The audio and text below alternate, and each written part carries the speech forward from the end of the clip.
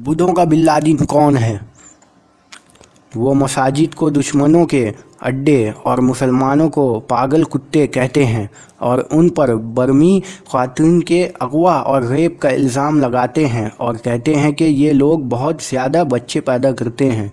कई बरसों तक म्यांमार में अहकाम दुनिया के इस सबसे ज़्यादा मुतनाज़ा रेप को तहफ़्फ़ुज़ फराहम करते रहे हैं, जिससे इनको नफ़रत फैलाने का मौका मिला।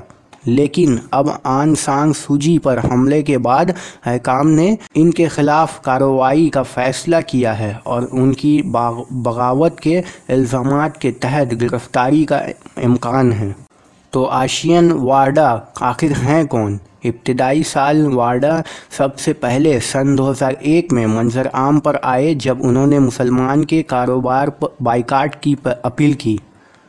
सन 2003 में उन्हें 25 साल कैद सज़ा सुनाई गई, लेकिन 2010 में आम माफ़ी के वजह से वो जेल से बाहर आ गए। लेकिन जेल के इस तजुर्बे ने भी मुल्क की मुसलमान अक़लियत के ख़िलाफ़ उनके गुस्से को कम नहीं किया।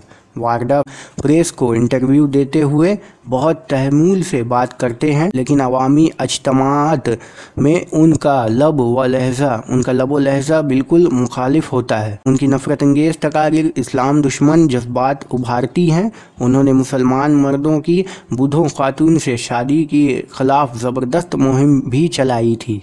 उन्होंने एक जगह कहा कि आप किसी सांप को इसलिए नज़रअंदाज नहीं कर सकते कि वो छोटा है।